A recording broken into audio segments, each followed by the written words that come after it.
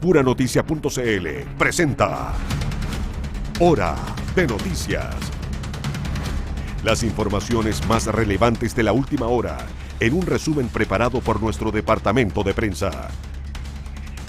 Tú nos ves, nos escuchas y nos lees.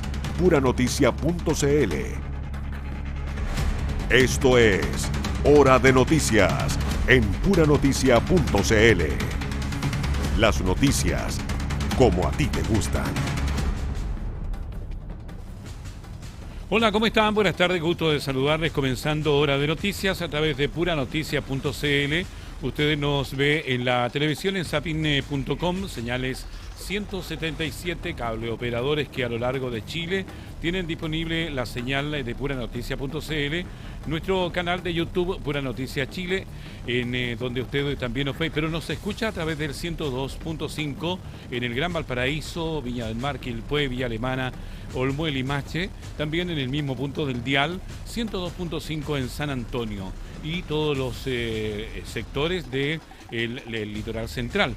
También estamos a través del 96.1 en San Felipe Los Andes, en la provincia de San Felipe, provincia de Los Andes, y en el 90.9 también en el sector de la provincia de Petorca. La temperatura del momento en Concón es de 12 grados, tenemos a esta hora cielos parcialmente nublados. En Quillota, al interior de nuestra región, estamos con una temperatura de 18 grados, se espera una máxima para hoy de 19. En el puerto de San Antonio, la temperatura del momento es de 14 grados, se espera una máxima de 15, la mínima fue de 7 grados. En San Felipe Los Andes, la temperatura del momento es de 24 grados y se espera una máxima de 25.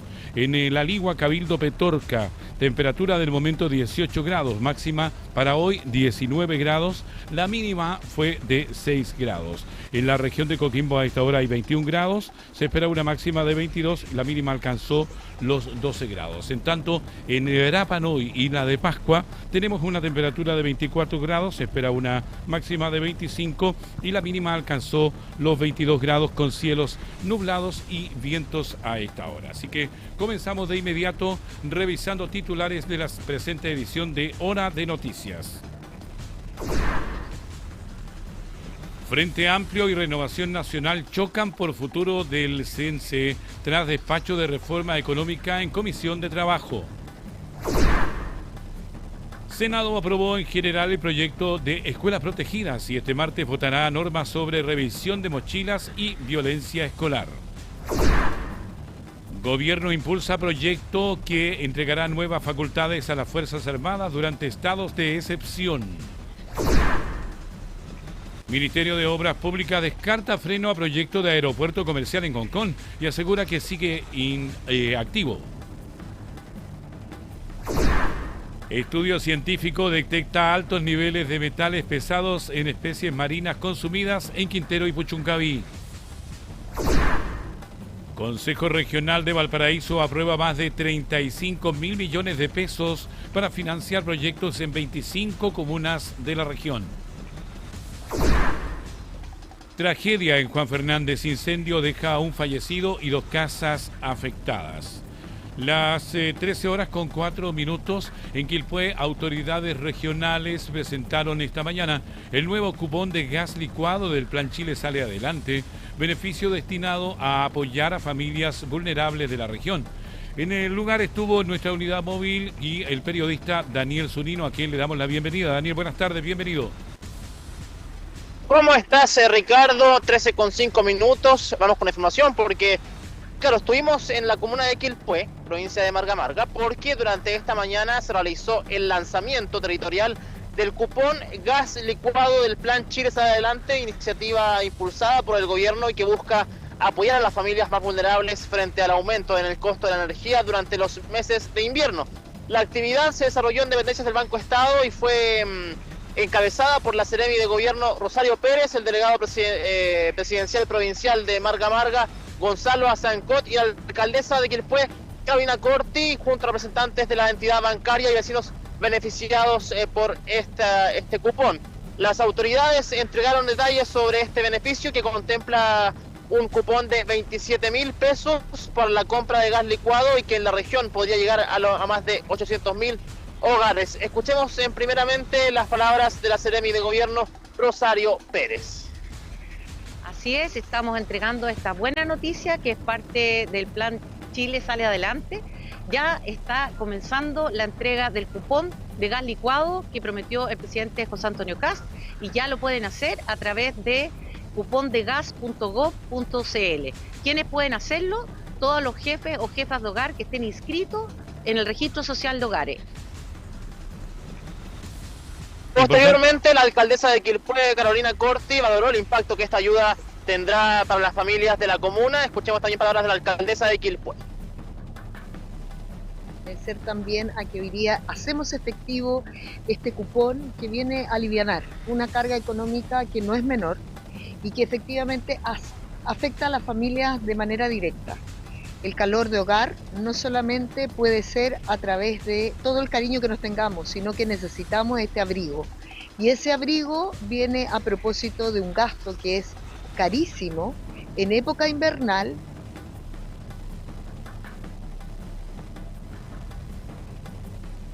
Daniel, Te escucho, Ricardo. Sí, es importante este cupón de gas, pero también cabe recordar para quienes nos están escuchando, nos están viendo y nos van a leer, que este cupón es solamente uno en el año, no hay más que esto. O sea, el cupón tiene un costo de 27.000 pesos, que es el beneficio estatal y que se entrega solamente por una vez y tiene un vencimiento el próximo mes de septiembre.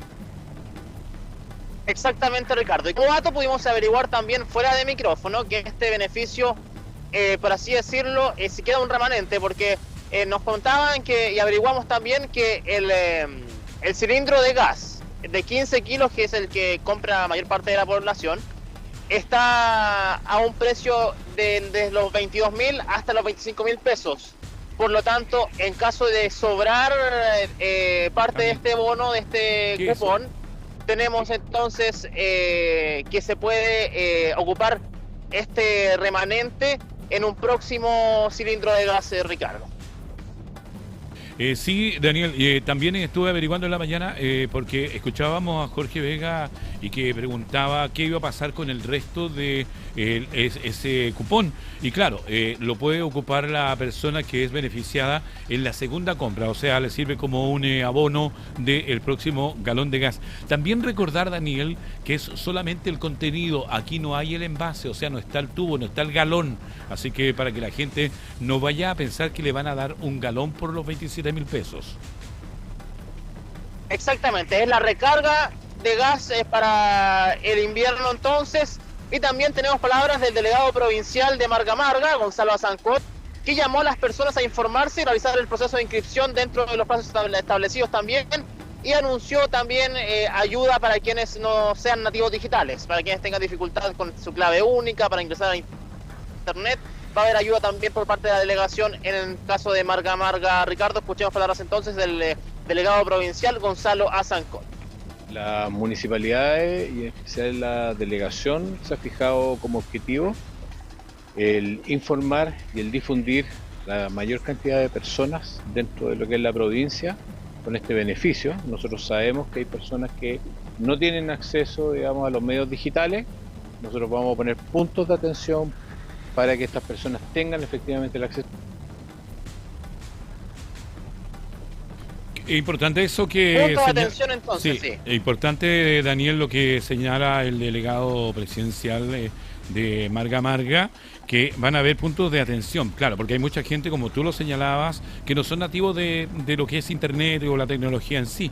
Entonces comienzan los problemas, cómo me comunico, cómo me meto y cómo puedo desarrollar todo este tema, que al final, tal vez nosotros que estamos un poco más contemporáneos, podemos todavía poder entenderlo, pero hay gente que no lo entiende por ningún motivo.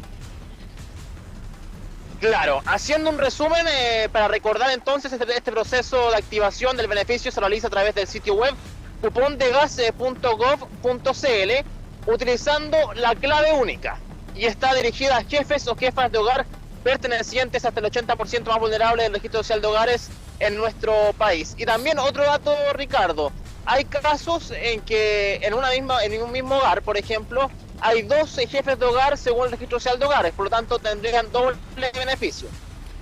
Eso no sé si está claro porque lo he escuchado, lo leía en la jornada de ayer, Daniel, y se decía que era un beneficio por hogar. Entonces seguramente lo vamos a tener que averiguar y lo vamos a contar en las ediciones posteriores. Es lo que tenemos entonces hasta este momento, Ricardo, 13 de la tarde con 11 minutos.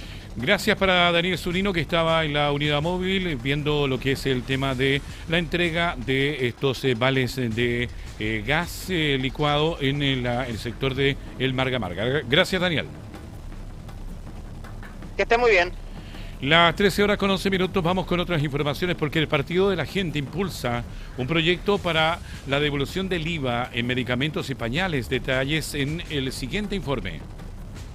La bancada del Partido de la Gente anunció el ingreso a trámite del proyecto de ley que busca implementar una devolución del IVA en la compra de medicamentos y pañales, iniciativa acordada con el gobierno y que comenzará esta semana su primer trámite constitucional en el Congreso. La propuesta contempla una bonificación estatal destinada a hogares pertenecientes hasta el 80% del registro social de hogares, beneficiando especialmente a familias con niños pequeños, adultos mayores y personas con tratamientos médicos permanentes. El aporte sería entregado a través del bolsillo familiar electrónico y considera un financiamiento inicial superior a los $100 millones. La diputada Flor Contreras aseguró que el proyecto busca aliviar el gasto mensual de miles de familias que destinan gran parte de sus ingresos a productos esenciales. En tanto, el diputado Patricio Briones defendió la iniciativa ante las críticas, afirmando que representa una ayuda concreta para personas con pensiones insuficientes y altos gastos en salud y cuidados. Desde el PDG señalaron que seguirán impulsando medidas orientadas al apoyo directo a las familias y recalcaron que el objetivo es entregar soluciones concretas frente al aumento del costo de la vida y las dificultades económicas que enfrentan muchos hogares del país. Las 13 horas con 13 minutos, la Comisión de Ciencias de la Cámara de Diputados acordó oficiar a la ministra Jimena Lincolao, tras las reuniones sostenidas con representantes de Meta y Google, que no habría sido registradas en conforme a la ley del lobby. La decisión fue adoptada por unanimidad de la instancia parlamentaria, integrada por diputados del Frente Amplio, Partido Comunista, Partido Socialista, Renovación Nacional, la UDI, Republicanos y el Partido Nacional Libertario. La relación que desde lo público, desde las democracias tenemos con estas empresas es tremendamente importante. Un dato no menor es que este oficio ha contado con el acuerdo de parlamentarios del Frente Amplio, del Partido Comunista, del Partido Socialista, pero también de Renovación Nacional, de la UDI, de Republicanos y del Partido Nacional Libertario.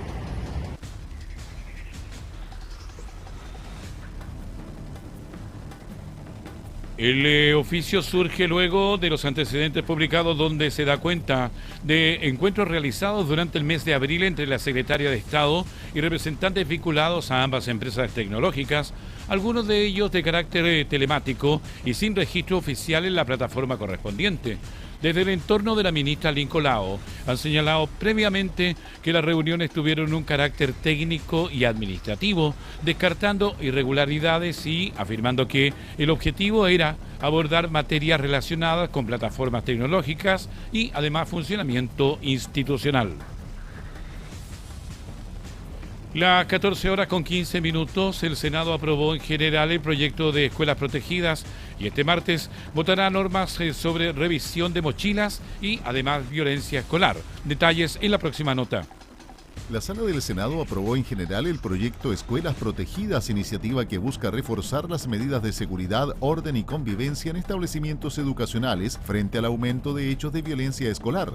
La propuesta obtuvo 24 votos a favor, 6 en contra y 11 abstenciones. Durante este martes, el Senado revisará y votará el articulado de la iniciativa, que contempla medidas como la revisión de mochilas ante sospechas fundadas, restricciones al uso de prendas que impidan la identificación facial y sanciones a asociadas a hechos graves de violencia al interior de colegios. El debate estuvo marcado por posiciones contrapuestas respecto al enfoque del proyecto, mientras sectores oficialistas y de oposición defendieron la necesidad de fortalecer la autoridad y entregar herramientas a las comunidades educativas tras casos como el asesinato de la inspectora María Victoria Reyes en Calama. Otros parlamentarios cuestionaron el carácter punitivo de la propuesta y advirtieron la falta de medidas estructurales en salud mental y convivencia escolar. Entre las normas aprobadas en comisión, se establece que las revisiones de mochilas y bolsillos deberán realizarse solo por motivos fundados, individualizados y verificables, quedando prohibidas las revisiones arbitrarias o discriminatorias. Además, se determinó que cualquier procedimiento deberá resguardar la dignidad de los estudiantes y realizarse en presencia de adultos del establecimiento. Las 13 horas con 17 minutos en medio de los preparativos para la cuenta pública del próximo 1 de junio. La presidenta del Senado, Paulina Núñez, y el presidente de la Cámara de Diputadas y Diputados, Jorge Alessandri, llegaron hasta La Moneda para reunirse con el presidente José Antonio Kast. En la cita, ambas autoridades presentaron una propuesta integral en materia de seguridad, buscando que varias de estas medidas sean incorporadas en el mensaje presidencial que entregará el mandatario ante el Congreso Pleno. La senadora Paulina Núñez aseguró que la seguridad será uno de los ejes prioritarios de la cuenta pública y destacó el trabajo legislativo que han desarrollado ambas cámaras durante los últimos meses.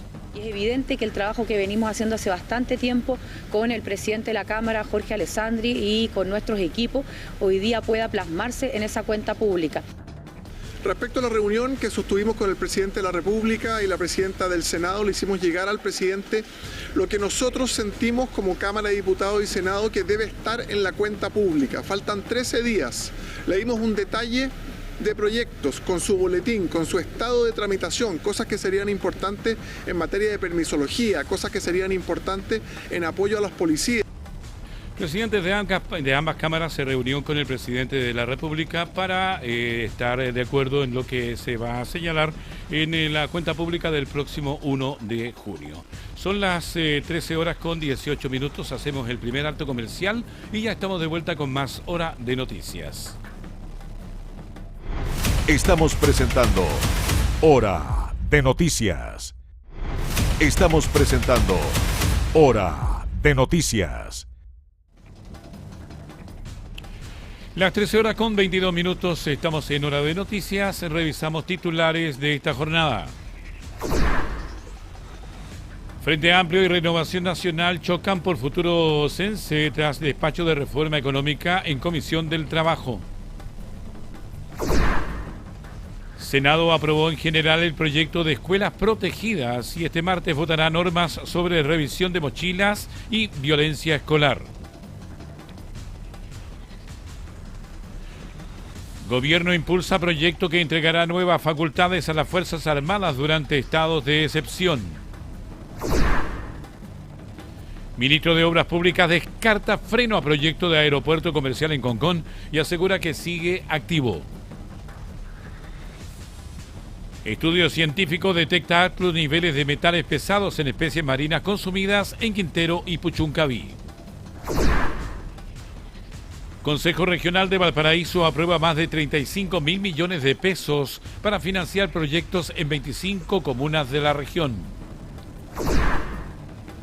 Tragedia en Juan Fernández. Incendio deja a un fallecido y 2 casas afectadas. En el ámbito internacional, interceptan flotilla rumbo a Gaza y denuncian detención de más de 400 activistas. Hay 3 chilenos entre los capturados. Las 13 horas con 23 minutos, diputados de oposición y del Partido de la Gente anunciaron que impulsarán una interpelación contra la ministra de Seguridad, Trinidad Steiner, acusando falta de claridad respecto al plan de gobierno para enfrentar la delincuencia y el crimen organizado. Detalles en el siguiente informe. Parlamentarios de oposición y del Partido de la Gente anunciaron que impulsarán una interpelación contra la ministra de Seguridad, Trinidad Steiner, con el objetivo de que exponga ante la Cámara de Diputadas y Diputados la estrategia del gobierno en materia de seguridad pública. La iniciativa fue presentada por legisladores de distintas bancadas, entre ellos Raúl Leiva, Pamela Giles, Patricio Briones y Carolina Tello, quienes cuestionaron la falta de definiciones claras del Ejecutivo frente al escenario de seguridad que enfrenta el país. Vamos a presentar una interpelación en contra de la señora ministra de Seguridad Pública, Trinidad Steiner, para que dé cuenta ante el Congreso Nacional y particularmente ante esta corporación de cuál es el plan del gobierno en materia de seguridad. La herramienta que tenemos nosotros es la interpelación, en que un diputado o diputada que vamos a definir le va a interpelar, es decir, preguntar directamente a la ministra: ministra, ¿cuál es el plan? Ministra, ¿cuáles son las medidas contra el narcotráfico? Ministra, ¿cuáles son las medidas para el crimen organizado? Ministra, ¿cuáles son los mayores recursos para las policías? ¿Cómo se va a integrar las Fuerzas Armadas? ¿Cómo vamos a hacer que Chile sea un país más seguro? Ese tipo de preguntas constructivas, pero que sean concretas. Y aquí va a estar la oportunidad para que sepamos y conozcamos de una vez por todas el plan que el gobierno comprometió y que al día de hoy la única certeza que tenemos es que ese plan no existe. Un gobierno que hoy nos dice que esperemos al 1 de mayo, o sea, para el 1 de junio. ¿Cuándo se ha visto que un presidente reemplace la figura de una ministra? Pues bien, como decía el diputado Leiva, esta es una oportunidad para el gobierno, para demostrar que tiene plan y que tiene voluntad de trabajar con todos quienes pertenecemos a esta Cámara de Diputados. Para concretar la interpelación, la solicitud deberá reunir al menos 52 firmas de diputados o diputadas. Desde la oposición señalaron que buscan conocer medidas inmediatas de mediano y largo plazo, acusando que hasta ahora no existe claridad sobre el plan impulsado por el gobierno. Queremos saber cuál es el plan de seguridad, afirmaron desde la Comisión de Seguridad Ciudadana.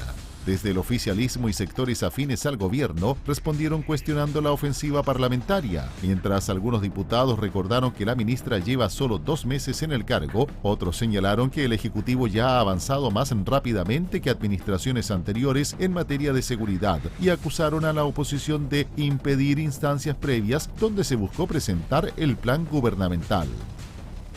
Y para profundizar en esta ofensiva impulsada desde la oposición y el debate sobre la estrategia de seguridad del gobierno, vamos a conversar con Carolina Tello, diputada del Frente Amplio e integrante de la Comisión de Seguridad Ciudadana. Porque esta jornada también se tiene que entregar también toda la información y que además tenemos la posibilidad de este tema que de verdad es importantísimo y que se ha solicitado a través de la Cámara de Diputados de diferentes bancadas, que la ministra Steiner pueda entregar una información concreta y con respecto a las informaciones que se están solicitando. Ya tenemos el contacto. Diputada, buenas tardes, bienvenida, gusto de saludarle, bienvenida a Hora de Noticias. Hola, muy buenas tardes. Aquí estamos trabajando intensamente en el proyecto de mega reforma de los súper ricos de casa. Diputada, ¿cómo interpreta esta interpelación contra la ministra Trinidad Steiner? Mira, es una necesidad. La semana pasada tuvimos una sesión especial que tenía por objeto justamente conocer cuáles eran los planes, programas y las propuestas que trae el Ministerio de Seguridad a nuestra Cámara de Diputadas y Diputados para poder nosotros a su vez transmitir a nuestros vecinos y a nuestras vecinas las preguntas que nos hacen todos los fines de semana y las semanas distritales en relación a, yo diría, el segundo tema más relevante para nuestra ciudadanía, que es la seguridad. Y vimos que en esa sesión, lamentablemente, la se limitó a leer de manera, a mi entender, con muy mala dicción, porque no se entendía realmente lo que ella estaba leyendo, y además, un día después, a través de los medios de comunicación, ella directamente señaló que nadie le había dicho al asumir como ministra que tenía que tener un plan concreto y claro para presentárselo a nuestro país y a la ciudadanía. Y eso es lo que nos parece más preocupante, porque en campaña el presidente Kast dijo que él tenía una receta que al primer día iba a poder expulsar a más de 300.000 migrantes, por ejemplo, en materia de seguridad, y hoy vemos que lisa y llanamente dicen que esto era una metáfora, después nos dicen que era una hipérbole. Entonces aquí no se trata de figuras literarias o poesía para gobernar nuestro país. A mí me parece que hay que actuar con bases concretas, con conocimiento, y si no tienen un plan, lo que nosotros también les dijimos, para votar hace un par de semanas atrás el estado de excepción constitucional, en el norte y el día de ayer, que tuvimos que nuevamente manifestar nuestro voto, nos dijeron que iban a evaluar justamente la posibilidad de continuar con el plan Buen Vivir o a lo mejor hacerle algunas modificaciones en base a lo que se requiera actualmente. Sin embargo, a la fecha de ayer, que era cuando tenían que decirnos qué es lo que se iba a hacer finalmente en esta materia, tampoco había una respuesta concreta, tampoco había un plan, un programa y tampoco se dio la noticia de que esto iba a mantenerse. Por tanto, me parece que no podemos aprobarles normas, sobre todo en materia de seguridad, a personas que no tienen un plan, no tienen una ruta, una hoja de ruta clara para nuestra ciudadanía. Así que a mí me parece que la interpelación es total y absolutamente necesaria, porque a diferencia de la sesión especial, acá lo que se hacen derechamente son preguntas a la ministra de parte de una parlamentaria o un parlamentario que vamos a definir, y ahí ella tiene que dar una respuesta concreta y clara en relación a esas preguntas específicas que se hagan y no limitarse a leer de manera poco clara muchas páginas que finalmente no nos dijeron nada concreto, y así ella misma lo reconoce también en los medios de prensa. Entonces, creemos que esto no es un juego, creemos que acá ya terminó la campaña, lo que tenemos que hacer es ofrecer soluciones concretas a las personas. Y bueno, esperamos que eso es lo que ocurra, por cierto, la próxima, en 2 semanas más, cuando ya se pueda llevar adelante, ojalá, esta interpelación acá en la Cámara. Conversamos con la diputada del Frente Amplio, Carolina Tello. Diputada, ustedes acusan falta de claridad en el plan de seguridad del gobierno. ¿Comparte que ha faltado comunicación política?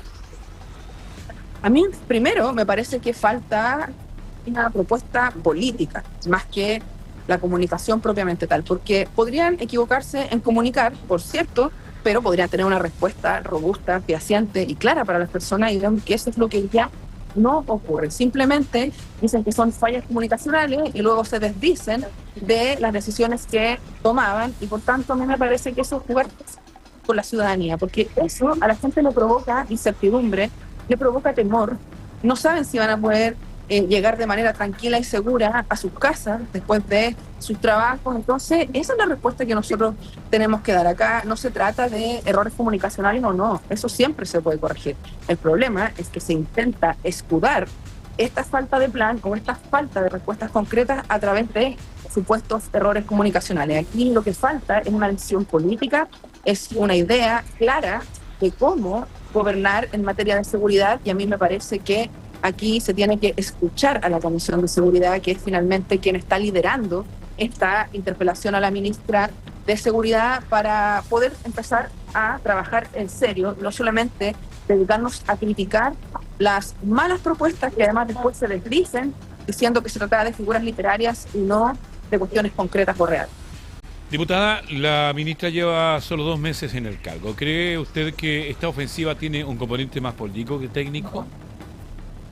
A mí me parece que acá lo que falta es lo técnico junto con lo político, porque en definitiva, yo insisto, pueden haber formas de comunicar que no sean del todo adecuadas, pero si se corrigiera aquello, podría perfectamente señalar con claridad qué es lo que se tiene.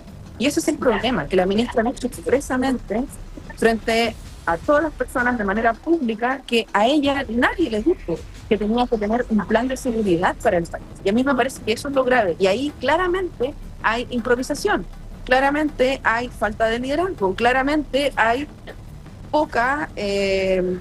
poco contenido en relación a lo que se tiene que hacer. Y yo creo que ahí es donde está la preocupación nuestra, esa es la verdad, porque otra cosa sería que nos dijeran, este es el plan, y nosotros le estuviéramos pidiendo resultados para mañana. Evidentemente que eso tiene que tener una implementación, tienen que haber plazos definidos de cuándo se va a evaluar si es que esa medida que se propone en particular da buenos resultados o no.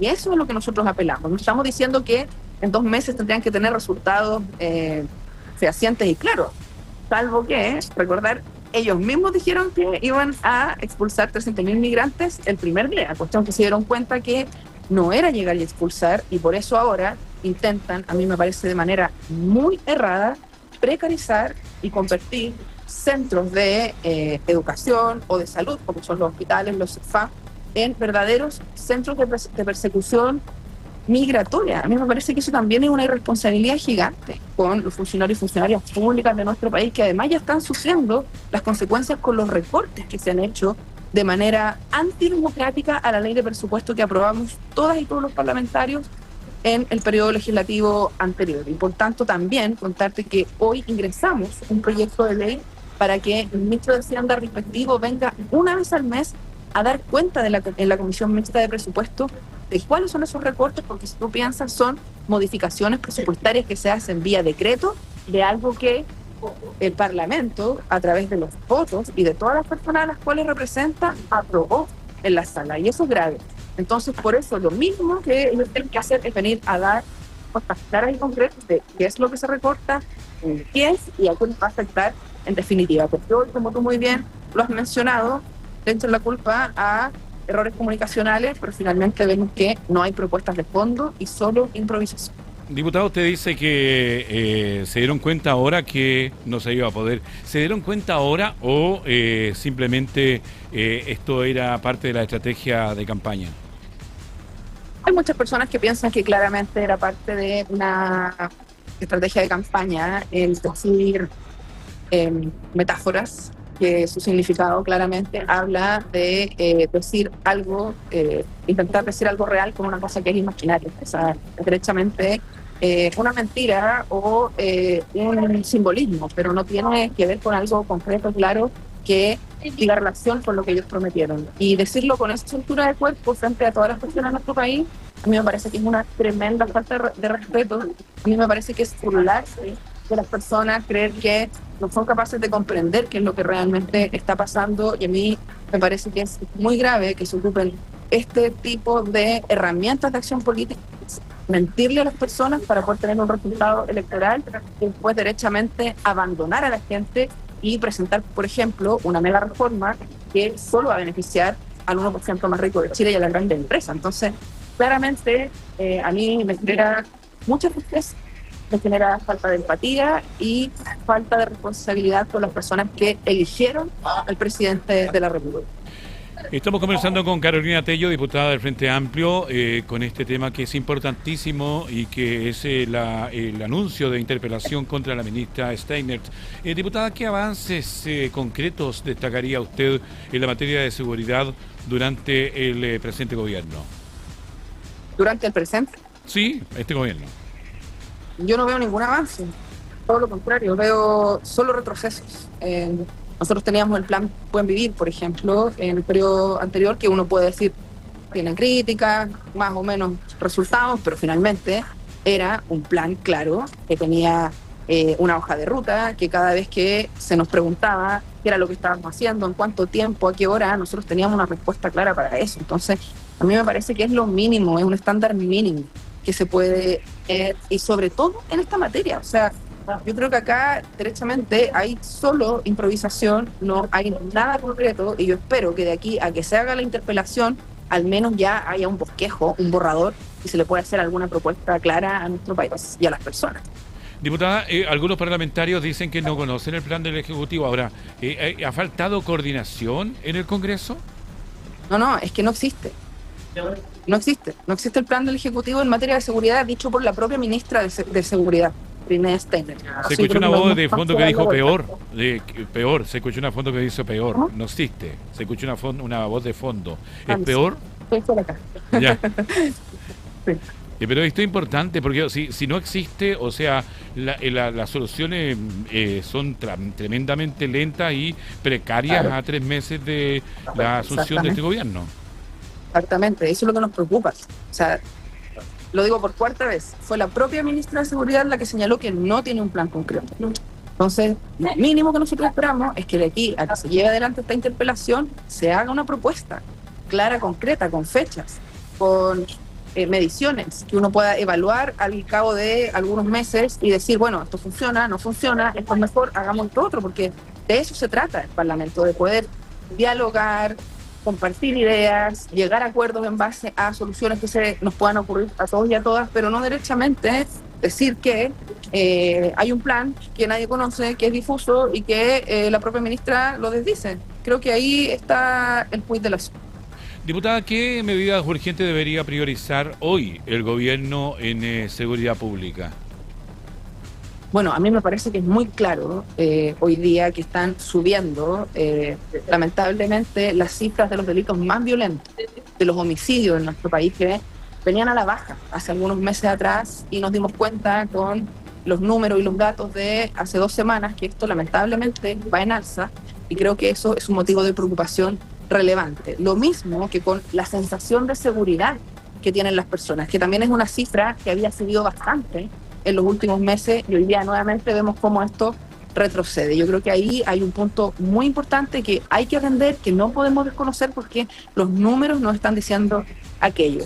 Pero también me parece que la convivencia escolar, el buen trato en los establecimientos educacionales tiene que ser algo que no solo se combata con criminalizar a quienes cometen errores a tan temprana edad, sino también desde la perspectiva de la salud mental. Ahí hay temas de seguridad que son muy relevantes a tratar y que podrían evitar que muchas personas llegaran a delinquir, llegaran a no ser un aporte a la sociedad, sino que todo lo contrario, porque lo hemos conversado, no solo con los alumnos y alumnas, sino que también con distintos miembros de la comunidad educativa, donde se está traspasando una obligación del Ministerio de Seguridad, donde se está traspasando la obligación del Estado a profesores, profesoras, funcionarios de instituciones que están para educar a las personas y no para perseguir el delito ni otro tipo de situación.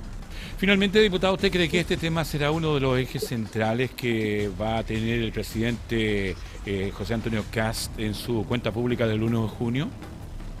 A mí me parece que por cierto, creo que ha sido una de las principales respuestas que ha pedido no solo la ciudadanía, sino que también los parlamentarios y parlamentarias que oficiamos permanentemente, presentamos distintas herramientas como vimos la sesión especial, ahora la interpelación, y así es lo que tenemos que seguir haciendo, porque en definitiva tenemos 3 obligaciones, las de los parlamentarios: legislar, que es la más común, pero también fiscalizar y representar a quienes nos eligen. Y ahí creo que está el desafío, que efectivamente se puedan realizar acciones y políticas que vayan en la lógica de hacerle sentido a las personas y no que se sientan dejadas a un lado o olvidadas derechamente cuando se presentan este tipo de iniciativas, cuando no se tiene un plan o cuando derechamente se legisla y se defiende un proyecto que solo beneficia al 1% más rico del país, que además tiene la desfachatez de decirle de reconstrucción nacional y desarrollo económico y social, siendo que de aquello no tiene ningún beneficio ni para las pymes, que al menos en mi región son quienes más generan empleo en la 4ª región, tampoco para las familias más vulnerables y menos para la clase media, que es donde creo yo debe estar la inspiración de cualquier gobierno. Queremos agradecerle, diputada, por este tiempo y dejarnos claro su pensamiento con respecto a este tema de la interpelación contra la ministra Steingart. Ok, muchas gracias a ustedes tardes. Y estamos muy disponibles aquí para conversar. La diputada del Frente Amplio, Carolina Tello, con nosotros en la jornada de Hora de Noticias. 13 horas con 41 minutos, 19 minutos faltan ya para las 14 horas. Vamos a otras informaciones porque la discusión del proyecto de reconstrucción nacional y desarrollo económico volvió a tensionar al oficialismo y oposición en la Comisión de Trabajo de la Cámara, luego del rechazo a la eliminación de la franquicia tributaria del CENSE y la crítica cruzada respecto al futuro del sistema de capacitación laboral. El jefe de bancada del Frente Amplio, Yael Yomans, acusó que la comisión terminó funcionando como un mero trámite, cuestionando la rapidez con que el Ejecutivo busca despachar la iniciativa y advirtiendo además que no existe una propuesta alternativa para reemplazar el sistema de capacitación. La parlamentaria sostuvo que la reducción del recurso para el CENSE afecta directamente la formación laboral y la adaptación a nuevas tecnologías y empleados. Se van a revisar, pero en el Senado. Es decir, se vuelve a ratificar que esta comisión de trabajo lamentablemente es un mero trámite. Y así como toda la Cámara de Diputados y Diputadas tratar de sacar rápido el proyecto de ley sin dar la discusión en el fondo pormenorizada de cada uno de los detalles. El proyecto de ley va a tener consecuencias en las personas porque además lo estamos juntando. En el caso del CENSE no es solo la derogación de la franquicia, sino que también es el recorte que ya se ha ido realizando del 45%. Desde Renovación Nacional, en tanto, la diputada Jimena Osandón presentó una serie de indicaciones para reformar y modernizar el sistema de capacitación, planteado que el CENSE no debe eliminarse, sino reestructurarse. Entre las propuestas se incluye simplificar el acceso para las pequeñas empresas, actualizar programas frente a los cambios tecnológicos y fortalecer la pertinencia laboral de los recursos financiados con franquicia tributaria. El CENSE es algo que hay que transformar, que hay que mejorar, pero que no hay que eliminar. Hemos propuesto un consejo de pertinencia en vez de lo que existe actualmente, cosa que el año completo se contacte con las distintas industrias, los distintos sectores, para saber exactamente cuáles son las capacitaciones que se necesitan para aumentar la productividad.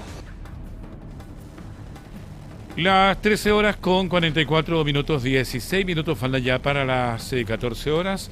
El gobierno sufrió un nuevo revés en la tramitación de la ley miscelánea o plan de reconstrucción nacional. La Comisión del Trabajo de la Cámara rechazó por segunda vez los artículos 26 y 27 que buscaba modernizar la franquicia tributaria del CENSE tras ya haber sido descartados en Hacienda. El golpe más duro fue la caída del artículo 26, que proponía cambiar el mecanismo que permite a las empresas descontar hasta un 1% de la planilla de remuneraciones por gastos de capacitación. La norma fue rechazada por 7 votos contra 6. Revisamos la entrevista al economista y exdirector del CENSE, Ricardo Ruiz de Viñaspre, quien conversó esta mañana con Jorge Vega en Pura Noticia Matinal.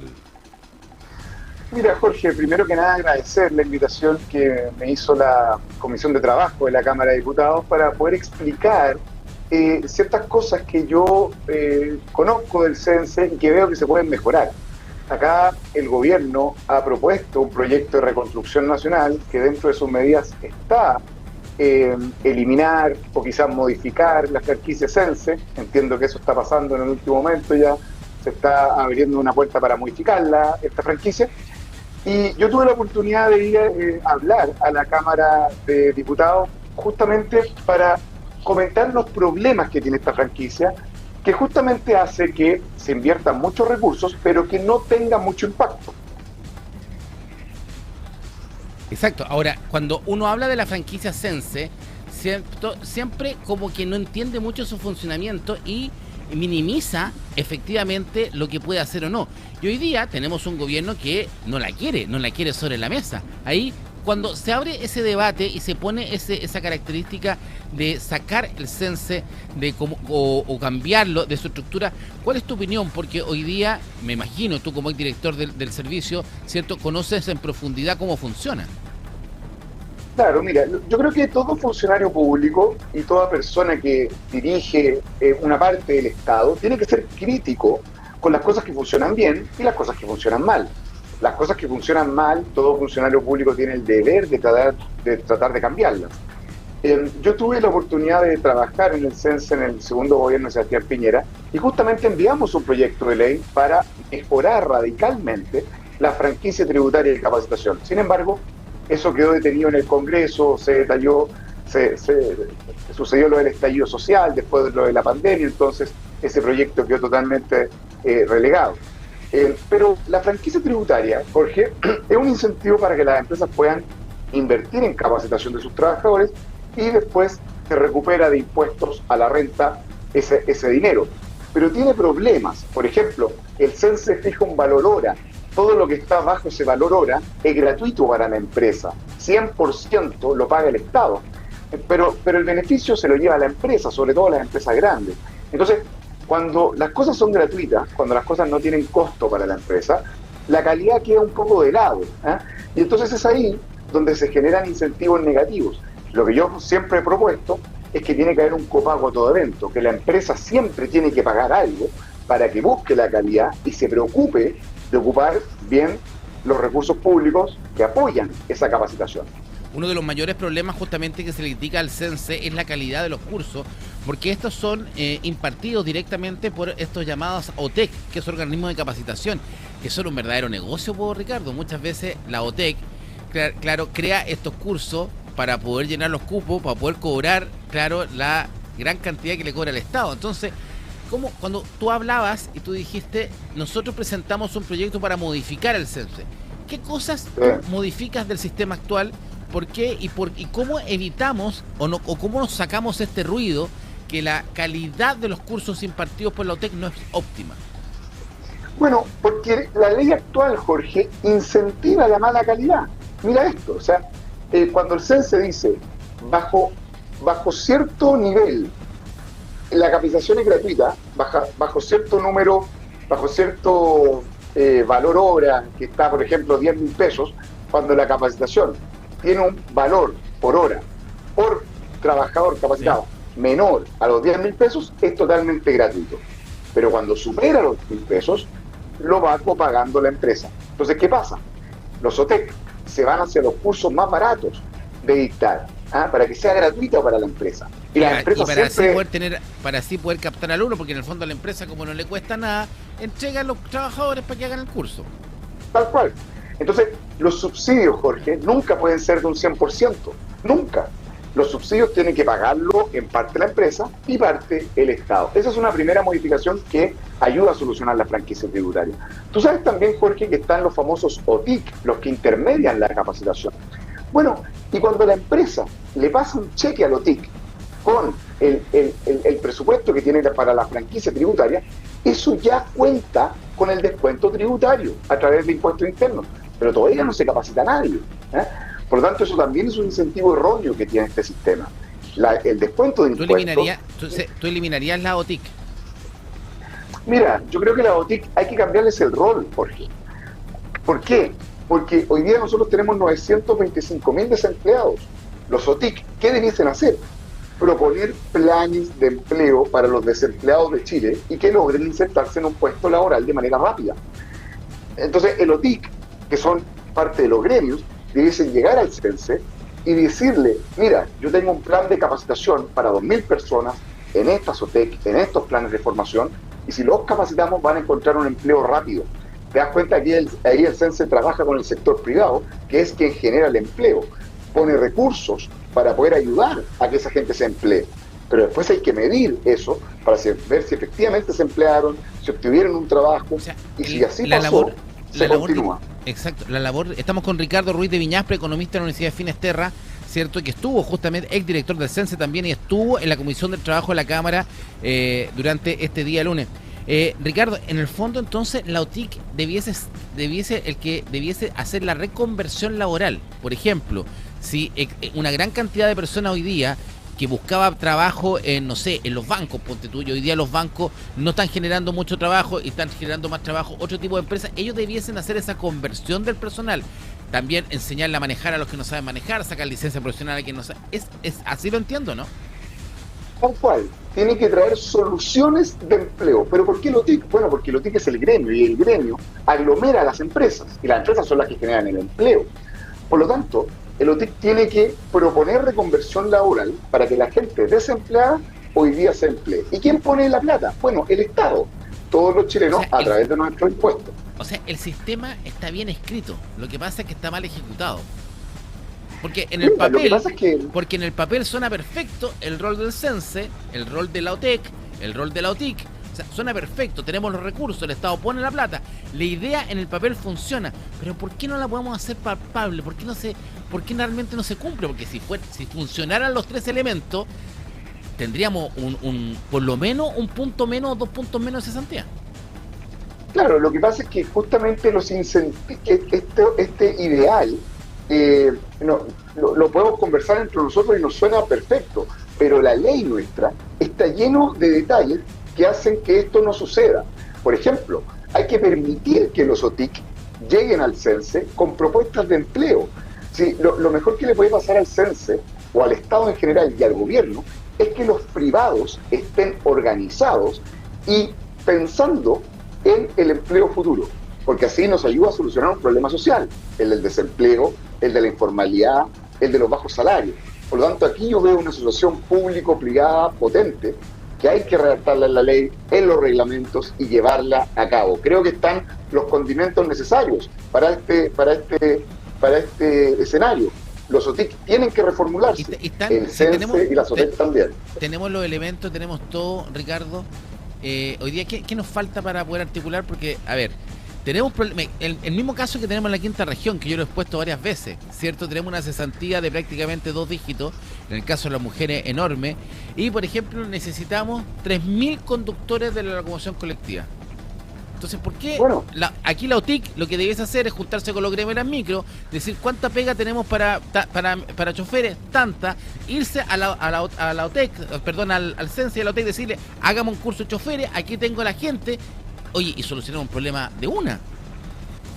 No, Jorge, yo veo en ti un gran director del CENSE, porque justamente es eso lo que hay que potenciar, que el sector privado llegue al CENSE mencionando su necesidad de trabajadores, y cuando se necesita capacitarlos, bueno, el CENSE aporta en ese financiamiento.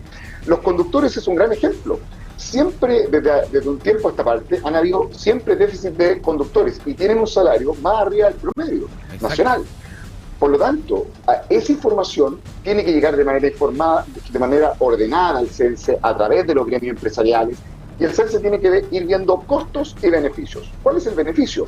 Bueno, el empleo de la gente que hoy día está careciendo de uno. Y los costos son cuánto me cuesta capacitar a la persona. Y ahí uno tiene que ir tomando decisiones acerca de la rentabilidad social de ese proyecto de empleabilidad, para ir viendo qué es lo que pasa en Arica, en Punta Arenas, en Valparaíso, en la región del Maule. En el fondo, este es el escenario más potente de asociación público-privada por el empleo. Lo que nosotros necesitamos llevar a cabo en Chile es una reforma por mayor capacitación y mejor productividad para solucionar el problema del desempleo y la informalidad que hoy día afecta a casi o más de 3 millones de personas. Bueno, el ministro de Hacienda, Jorge Quiroz, propuso justamente eliminar esta franquicia tributaria del Servicio Nacional de Capacitación Empleo CENSE.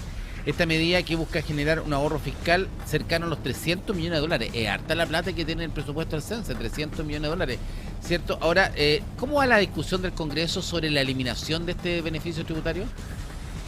Mira, obviamente hay visiones contrapuestas. Es importante mencionar que la franquicia tributaria del CENSE ha sido evaluada por distintos expertos y comisiones y ha mostrado resultados no positivos en empleabilidad y ingresos. Por lo tanto, esta franquicia tributaria o se mejora o se elimina, porque así como está, no puede permanecer. Las 13 horas con 56 minutos, 4 minutos faltan ya para las 14 horas. Revisamos de inmediato informaciones de nuestra región. La Seremi de Obras Públicas de Valparaíso aseguró que la iniciativa para habilitar vuelos comerciales en el aeródromo de Concón sigue en tramitación técnica y administrativa, pese a las dudas instaladas tras declaraciones del gobernador Rodrigo Mundaca. Tenemos informes de este tema.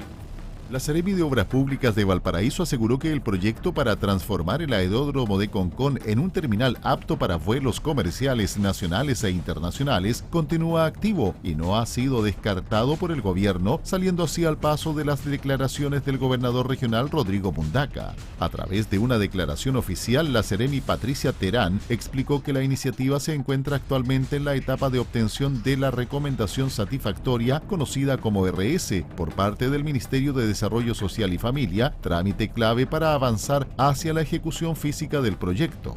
Desde el MOP detallaron que el diseño y la primera fase de ingeniería ya fueron completados y que la obtención de la RS permitiría definir cronogramas definitivos y fechas concretas para el inicio de las obras. Además, destacaron que actualmente ya existe inversión pública en ejecución en el recinto mediante trabajo de conservación cercanos a los 3.900 millones de pesos. Con este pronunciamiento, el gobierno busca cerrar la polémica generada tras los dichos del gobernador Mundaca y despejar dudas sobre el futuro de una de las obras de infraestructura más relevantes proyectadas para la región de Valparaíso.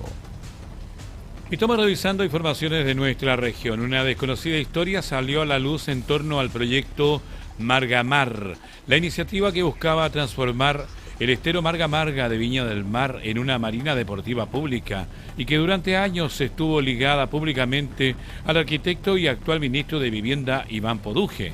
Según reveló un ingeniero y arquitecto naval de 86 años a puranoticia.cl, él habría concebido originalmente la idea a fines de los años 80 tras trabajar durante décadas en Brasil desarrollando infraestructura marítima. El profesional asegura que el proyecto nació como una solución urbana y náutica para Viña del Mar, incorporando además medidas para mitigar las crecidas del estero. El ingeniero relató que comenzó a desarrollar formalmente la propuesta en Chile en el año 1992, realizando estudios junto a especialistas hidráulicos y también a firmas canadienses que es la Baird. Sin embargo, afirma que en el año 2001 quedó sorprendido cuando el entonces candidato Sebastián Piñera presentó públicamente una propuesta muy similar impulsada por la Fundación Futuro. De acuerdo a su testimonio, posteriormente la empresa canadiense continuó trabajando en el proyecto junto a un joven arquitecto llamado Iván Poduje, que con los años terminó transformándose en el principal rostro público de Margamar. El profesional asegura sentirse decepcionado por no haber sido reconocido como el creador original de la iniciativa, que finalmente nunca se concretó pese a millonarios estudios financiados por el Estado. 14 horas en punto, estamos en hora de noticias. La emergencia movilizó a brigadistas, vecinos y personal de la Armada en el archipiélago, donde por primera vez una persona muere en un incendio. Pasada la medianoche de este martes, un incendio estructural destruyó por completo una vivienda y dejó otras con graves daños en el archipiélago de Juan Fernández, en la región de Valparaíso. La emergencia terminó con una víctima fatal, un hombre que se encontraba pernoctando en el inmueble afectado. El siniestro movilizó a la brigada de emergencia local, además de vecinos y funcionarios de CONAF, Carabineros y la Armada, quienes trabajaron durante varias horas para controlar las llamas y evitar que el fuego se propagara a otras viviendas del sector. El jefe comunal también recordó que en la isla no existe un cuerpo de bomberos permanente, sino una brigada de emergencia organizada por la propia comunidad. Asimismo señaló que este hecho ha generado una fuerte conmoción entre los habitantes del archipiélago, ya que sería la primera vez que una persona fallece en un incendio en la historia de Juan Fernández. Las 14 horas con un minuto, hacemos un nuevo alto comercial y ya estamos de vuelta con más informaciones en Hora de Noticias. Estamos presentando Hora de Noticias. Estamos presentando Hora de Noticias. 14 horas con 4:30 minutos de este martes 19 de mayo. Estamos en Hora de Noticias y revisamos titulares. Frente Amplio y Renovación Nacional chocan por el futuro del CENSE tras despacho de reforma económica en Comisión de Trabajo. Senado aprobó en general el proyecto de escuelas protegidas y este martes votarán normas sobre revisión de mochilas y violencia escolar.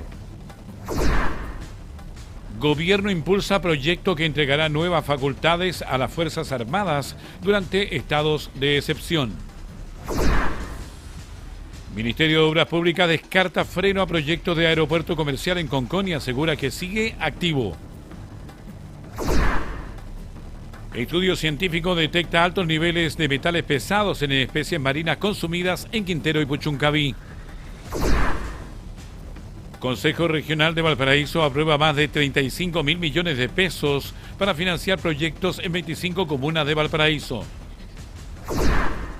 Tragedia en Juan Fernández. Incendio deja un fallecido y 2 casas afectadas. La desconocida disputa detrás de Margamar, la marina pública que nunca llegó a Viña. En el ámbito internacional, interceptan flotilla rumbo a Gaza y denuncian detención de más de 400 activistas. Hay 3 chilenos entre los capturados. 14 horas con 6 minutos. El cuarto juzgado de garantía de Santiago decretó la medida cautelar del arraigo nacional y firma mensual para el padre de la niña de 2 años y 8 meses, quien cayó desde el piso 11 en un edificio en la comuna de Las Condes. Con arraigo nacional y firma mensual quedó el padre de la niña de 2 años que cayó desde el piso 11 de un edificio en la comuna de Las Condes. El hombre fue formalizado por el delito de homicidio por omisión. El tribunal no consideró que configure un peligro para la sociedad, por lo que no se dictó la máxima cautelar. Sin embargo, la Fiscalía apeló a la decisión del juzgado, por lo que el imputado quedó detenido en tránsito hasta que la Corte de Apelaciones resuelva la medida cautelar que deberá cumplir. El fiscal Jorge Reyes Enrique señaló que el tribunal no estuvo de acuerdo con que se trataba de un delito de homicidio por omisión con dolo eventual, sino que consideró que este era una figura negligente, que era un cuasi delito, lo que tiene asociado a una pena mucho menor y por lo tanto la prisión preventiva fue rechazada por ese antecedente. La formalización dice relación con, o el tipo penal que el Ministerio Público utilizó para esta audiencia, dice relación con el delito de homicidio. Estamos convencidos de que era la figura delictual que correspondía. La acción del imputado era mucho más que una negligencia, no era un descuido cualquiera. El imputado realizó una serie de acciones que pusieron en riesgo a la menor. El imputado tenía la posición de garante por ley respecto a esta menor. La descuidó por al menos 1 hora y media, 2 horas en una pieza que tiene una ventana pegada a la cama y una ventana que no tiene reja de seguridad. La dejó sola. Porque Jorquera, abogado de la familia, se mostró disconforme con el rechazo de la prisión preventiva al imputado. Evidentemente que existe un malestar, no compartimos bajo ningún respecto los fundamentos del tribunal, así como tampoco compartimos la defensa. De hecho, el alegato de la defensa indica en su momento de que habían hechos de imprudencia que podrían sumar imprudencia, pero jamás nunca lo que guarda relación con el dolo, que tal como explicó el fiscal, esto es un tema netamente técnico. Aquí no solamente es la destrucción de la mamá, sino que también se destruye al tío, que era su única sobrina, a los abuelos, que eran su única nieta. El fiscal Jorge Reyes agregó que el hombre utilizó el quincho del edificio hasta eso de la 1 de la mañana y luego fue a una discoteca, volviendo cerca de las 5 de la mañana, lo que hizo que no cumpliera el horario de retiro de la menor con su madre. Además, reveló que se encuentra acreditado que el hombre bebió alcohol a la hora de almuerzo, lo que hizo que durmiera una siesta extensa, perdiendo el cuidado y protección de la menor, lo que originó, creemos nosotros, directamente el fallecimiento. En otro tema, gobierno impulsa proyecto que amplía facultades de las Fuerzas Armadas. Y desde el Frente Amplio, Erika Ñanco acusa avance de una lógica represiva en la Araucanía. La Cámara aprueba nueva prórroga de estado de excepción en la macrozona sur. Detalles en el siguiente informe. La Cámara de Diputados aprobó una nueva prórroga del estado de excepción constitucional para la región de la Araucanía y las provincias de Arauco y Biobío. La medida fue respaldada por 112 votos a favor, 20 en contra y 11 abstenciones. En paralelo, el gobierno del presidente José Antonio Kast ingresó un proyecto de ley que modifica la Ley Orgánica Constitucional de Estados de Excepción y que busca entregar nuevas atribuciones a las Fuerzas Armadas en zonas bajo estado de emergencia o catástrofe. La iniciativa contempla que efectivos militares pueden realizar controles preventivos de identidad, registros de vestimentas, vehículos y equipajes, además de detenciones en caso de flagrancia. Posteriormente, los detenidos deberán ser puestos a disposición de carabineros o la Policía de Investigaciones. Desde el oficialismo, los diputados Juan Carlos Beltrán y Tomás Kast valoraron la propuesta, asegurando que va a permitir fortalecer el combate contra la violencia rural y entregar mayores herramientas de seguridad en la macrozona sur. Queremos manifestar nuestra alegría y sobre todo agradecimiento al actual gobierno por haber incorporado en el estado de excepción la posibilidad que nuestras Fuerzas Armadas puedan realizar el control de identidad. Es algo que habíamos solicitado hace mucho tiempo. Hoy ya es una realidad y eso evidentemente nos da más tranquilidad y más seguridad. Estamos muy satisfechos con esta nueva renovación del estado de excepción constitucional y con la incorporación de la modificación a la Ley Orgánica Constitucional de los estados de excepción, que le da más atribuciones a nuestras Fuerzas Armadas para realizar los controles de identidad, de registro y de detención de aquellos individuos que estén en actividades de terrorismo o de violencia rural. Sin embargo, la diputada del Frente Amplio, Erika Ñanco, criticó duramente la iniciativa y acusó que el Ejecutivo busca avanzar hacia una lógica cada vez más represiva en la Araucanía. La parlamentaria advirtió que normalizar controles y detenciones por parte de las Fuerzas Armadas podría profundizar el conflicto en la zona y relativizar garantías fundamentales. Este proyecto confirma algo que venimos advirtiendo hace tiempo. El gobierno está utilizando la crisis de seguridad como excusa para avanzar en una lógica cada vez más represiva en la Araucanía. Lo que hoy se propone es entregar facultades de control de identidad y detención a las Fuerzas Armadas durante estado de excepción, normalizando medidas extraordinarias como si fueran permanentes. Y eso es extremadamente delicado. El proyecto continuará ahora su tramitación legislativa en el Congreso. 14 horas con 13 minutos, un nuevo operativo en Temucoicuy termina con captura de Jorge Huenchuyán. El comunero mapuche y su pareja fueron detenidos durante un amplio despliegue policial y militar realizado la madrugada de hoy en Ercilla.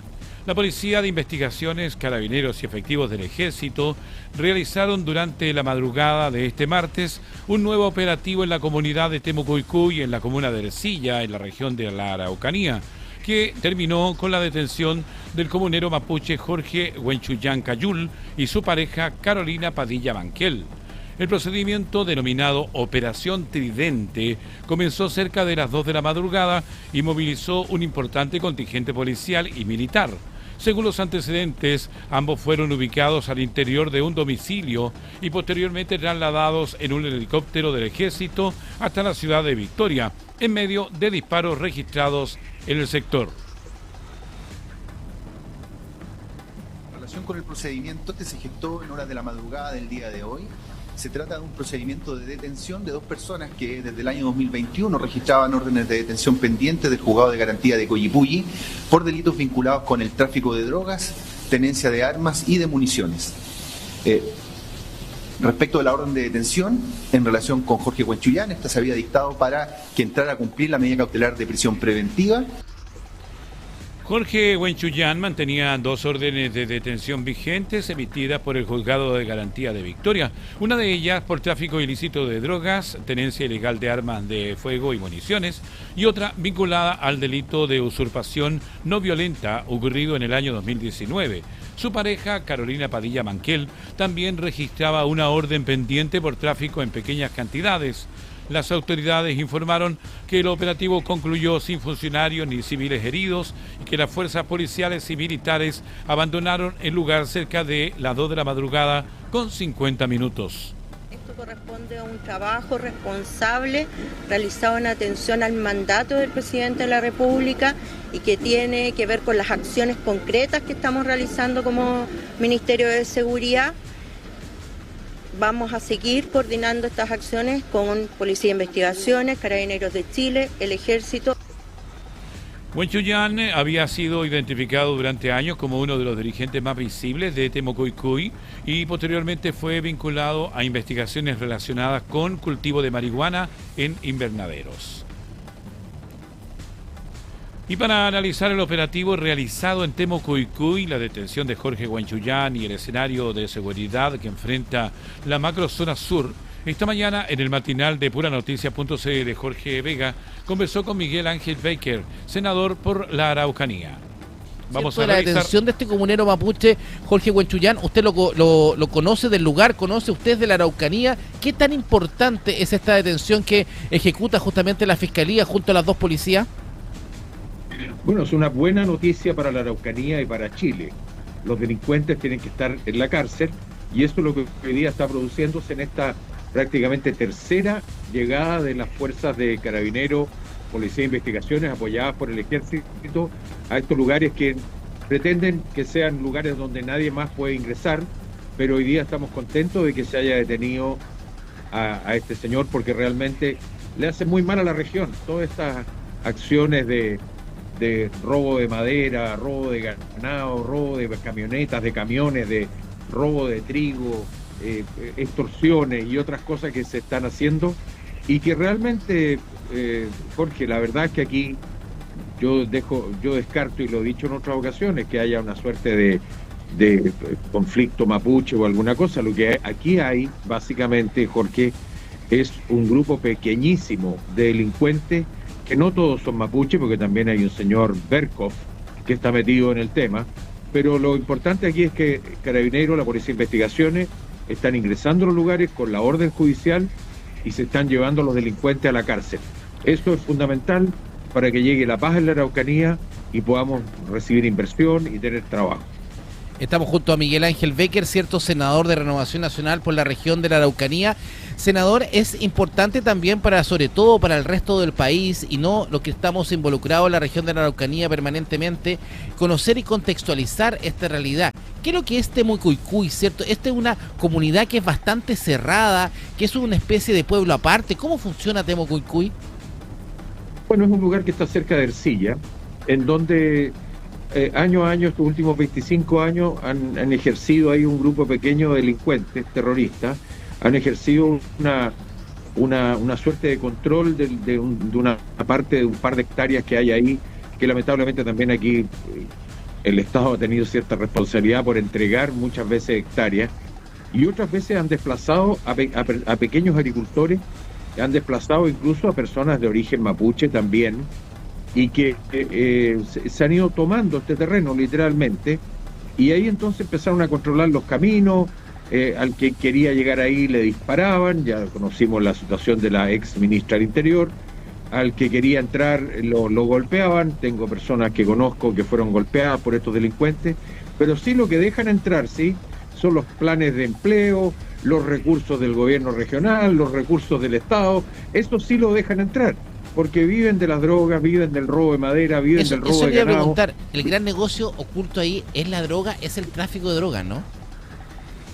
Yo creo que básicamente es droga, robo de madera, robo de ganado, robo de vehículos que después los desarman, los meten en la montaña, robo de camiones con trigo, robo de camiones con combustible, robo de camiones con todo tipo de cosas para mantener esta suerte de economía terrorista dentro de ese sector. Pero yo me alegro de verdad que esté ingresando la Policía de Carabineros y que esto se termine lo antes posible. Bueno, es la gran promesa de campaña que teníamos, que cierto el tema de seguridad y sobre todo lo que tenía que pasar en la Araucanía, ¿cierto? Estamos con Miguel Ángel Becker, senador de la región de la Araucanía de Renovación Nacional. Senador, y para terminar, ¿cuánta gente, para terminar este tema y irnos directamente a la votación del estado de excepción y otros temas, ¿cuánta gente es la que hay en Temucuicui? Bueno, yo no sé exactamente lo que hoy día viven ahí. Lo que sí sé que en la región de la Araucanía somos alrededor de 1 millón de habitantes, alrededor de 200.000, 250.000 se consideran que tienen algún tipo de origen mapuche, aunque el origen mapuche también se puede obtener a propósito de contraer matrimonio con una persona, un hombre o una mujer de origen mapuche, la condición de mapuche creo que le denominan. Y sí, se manipula mucho esa denominación, ¿eh? Se manipula por todos lados porque a la larga lo que pasa es que Jorge, que ha sido como buen negocio tener alguna vinculación con el pueblo mapuche, porque en el fondo se le regalan elementos, se le entregan recursos. Entonces es mucho mejor tener un apellido mapuche que tener un apellido González. Claro. Entonces la gente tiende incluso a cambiarse los apellidos y cosas. Entonces realmente ha sido un mal uso de lo que en algún momento probablemente el legislador pretendió. Ahora, como decía, 1 millón de habitantes, 200.000 que se consideran de origen mapuche, y probablemente hay 300, 400 delincuentes que están haciendo este tipo de acciones. Igual no es poco, ¿ah? 300, imagínate, 300, sí, 400 hay unas nóminas por ahí que alguna vez vi unas nóminas de personas con nombre y apellido, con RUT, con todo, que se tenía un registro de personas que estaban cometiendo algunos ilícitos. Pero mira, con 20 personas que andan haciendo ataques, disparando a la Carabineros, quemando vehículos en la carretera y otros, es suficiente para generar terror, que es lo que nosotros creemos que ha habido terrorismo, no violencia originaria, violencia que la quieren disfrazar de cualquier cosa, pero aquí hay terrorismo. Lo que buscan es aterrorizar, lo que buscan es que la gente abandone su tierra, abandone sus animales, para ellos después comérselo y ocupar la tierra, a pesar que no la ocupan, porque ni siquiera muchos de ellos saben ni siquiera sembrar. Bueno, pero no sabemos, a lo mejor están sembrando marihuana, ¿cómo sabemos? Ah, bueno, eso son plantaciones. Sí, claro. Parece que son plantaciones. Yo espero de verdad, Jorge, que esto se termine y se termine esto del romanticismo de este tema, porque eso, las oportunidades tienen que ser para el 1.000.000 de habitantes, y quien se esfuerce, trabaje y se levante temprano en la mañana a hacer sus responsabilidades, tiene que tener una respuesta positiva de parte del Estado en cuanto a que mejore su condición de vida. Si yo me levanto a las 11 de la mañana o me levanto a las 3 de la tarde para salir a delinquir, a robar y a aterrorizar a la región, eso no significa que yo tenga que estar pagado por el Estado con planes del proempleo y otras cosas que no puede ser. No pueden continuar esto. Yo espero que el presidente Kast tome las medidas con el propósito de llevar esto. Ahora, yo me alegro de estos 3 ingresos que conocemos hasta el momento, con varios detenidos. El problema es que después llegan los 5 detenidos de la última oportunidad y solo 2 quedaron en prisión preventiva. Exacto. Y los otros fueron considerados que no eran un peligro para la sociedad.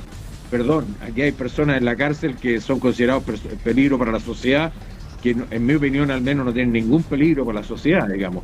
Pero así hay otros que liberan en forma automática de parte de los tribunales y no quedan en la cárcel. Y lo que queremos nosotros es dormir en paz y no tener que dormir vestido cuando llego a mi casa porque estoy temiendo en cualquier momento un ataque.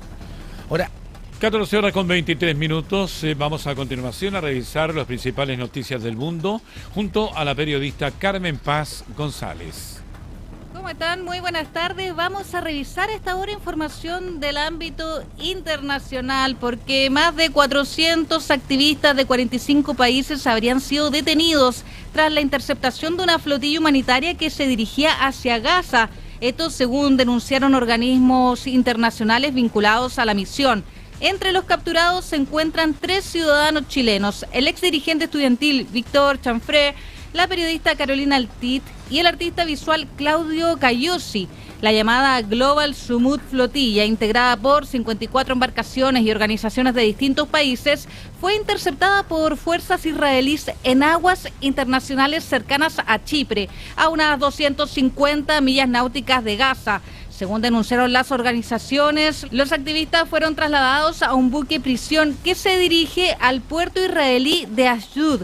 La coalición de la Flotilla por la Libertad acusó además que varias embarcaciones fueron dañadas deliberadamente y abandonadas a la deriva, lo que calificaron como una violación al derecho internacional. Hasta ahora, el gobierno de Israel no ha entregado cifras oficiales sobre detenidos ni detalles de su situación, y en paralelo al menos 10 barcos continúan navegando rumbo a Gaza con cerca de 70 personas a bordo, en un intento por romper el bloqueo naval impuesto sobre el enclave palestino.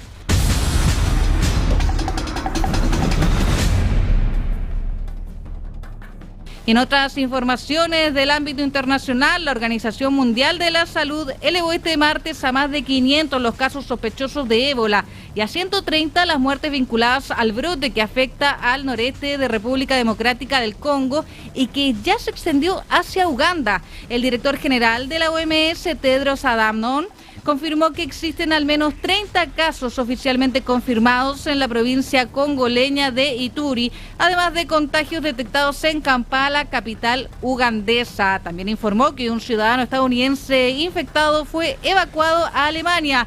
La preocupación internacional crece debido a que los contagios comenzaron a aparecer en zonas urbanas densamente pobladas, mientras continúan los desplazamientos masivos de población por el conflicto armado en la región. La Organización Mundial de la Salud advirtió además que no existe vacuna ni tratamiento específico para la cepa detectada en este brote. Y ante este escenario, el organismo declaró una emergencia pública internacional y ya liberó cerca de $4 billones para reforzar labores sanitarias, rastreo de contactos y contención epidemiológica en la zona afectada.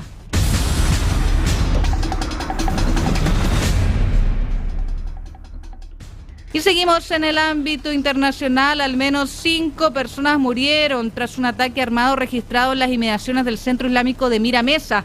Esto es en la ciudad de San Diego, en un nuevo hecho de violencia que conmociona a Estados Unidos. El jefe de la policía local, Scott Wall, confirmó que 2 sujetos abrieron fuego frente a la mezquita y que posteriormente fueron encontrados muertos al interior de un vehículo cercano al lugar.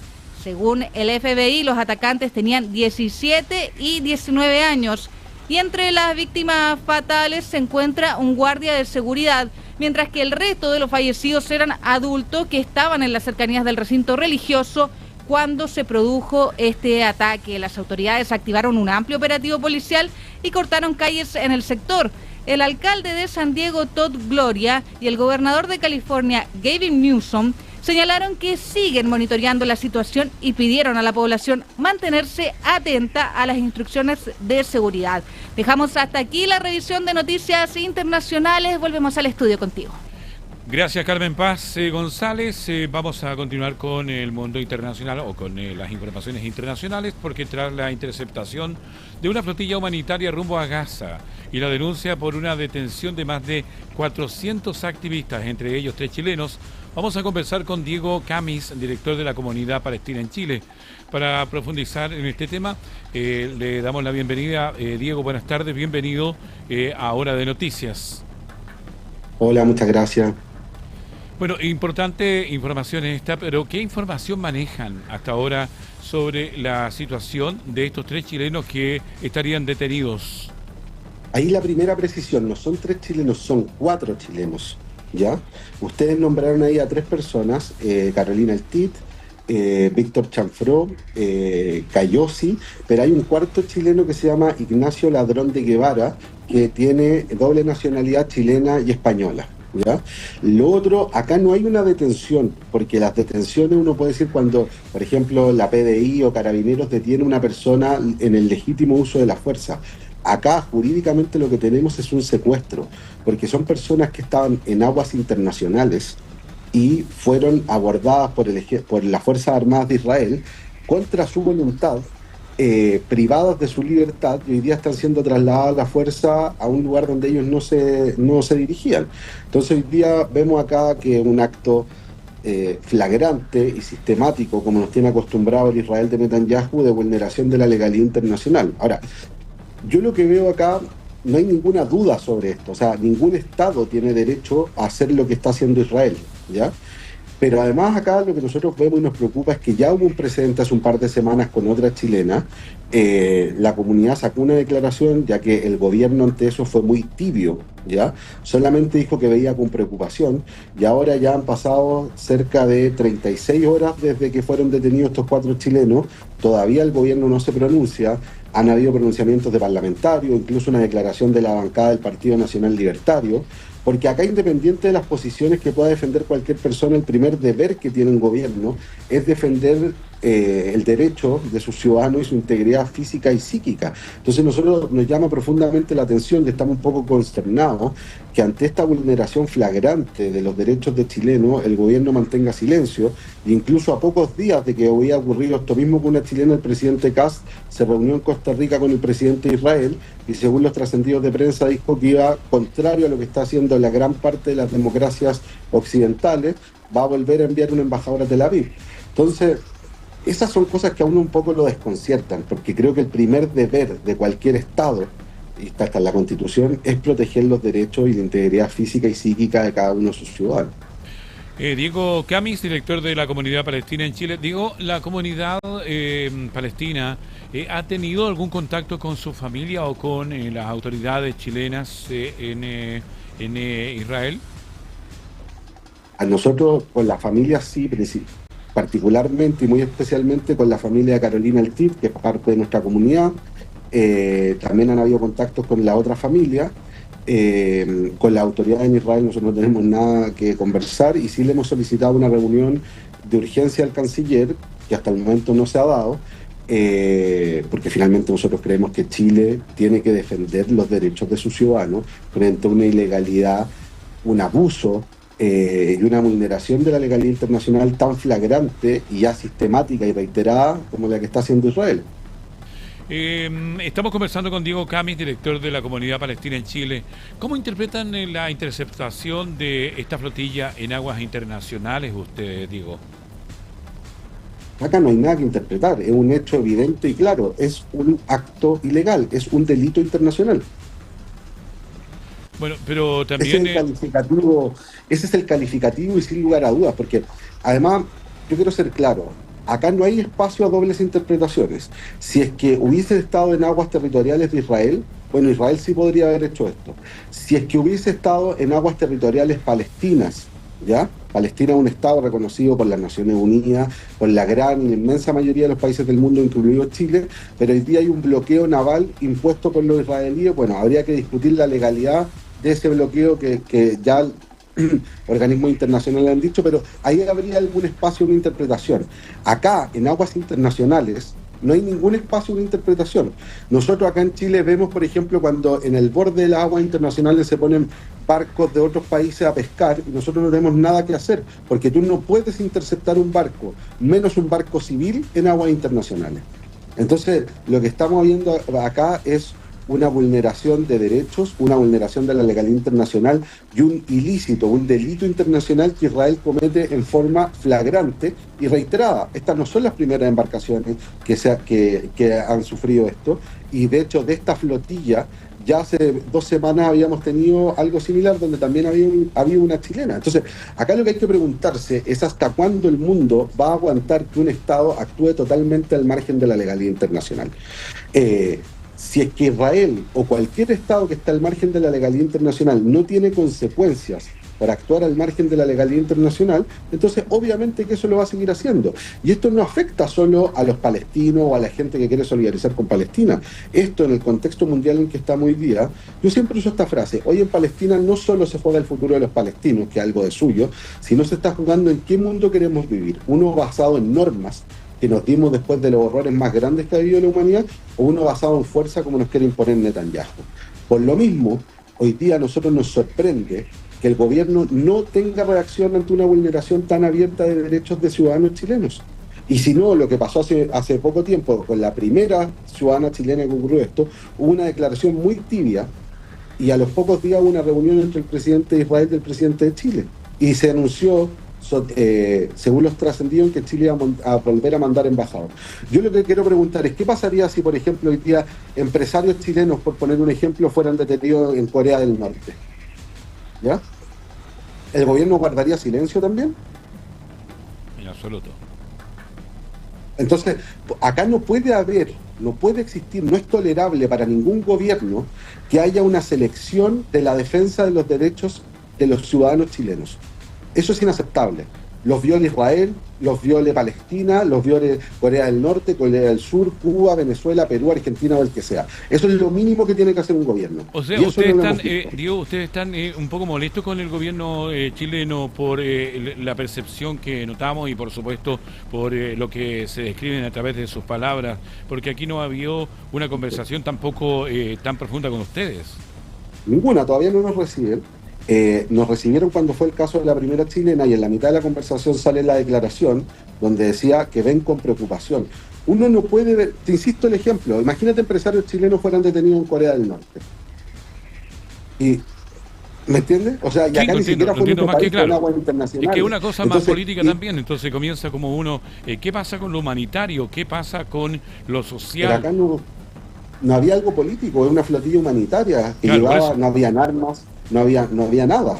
Y además, si hubiese sido en aguas territoriales israelíes, ellos tendrían el derecho a hacerlo. Si hubiese sido en aguas territoriales palestinas, que hoy día hay un bloqueo, podrían haber algún argumento que claramente todos los organismos internacionales y todos los entendidos dicen que es un bloqueo ilegal y ilegítimo, pero pero esto en aguas internacionales. Y que un país tolere, veamos la reacción que tuvo la primera ministra Meloni, que no vamos a decir que es de izquierda, cuando ocurrió esto mismo con sus ciudadanos la vez pasada que ocurrió con la ciudadana chilena. Entonces, acá no puede haber un doble rasero de, según lo que defiendan o cuál es el país agresor, la defensa de los derechos, ni de los derechos humanos, y bajo ningún respecto de los legítimos derechos y de los derechos más básicos de la integridad física, psíquica y de la libertad que pueda tener un ciudadano chileno. Eso es muy preocupante.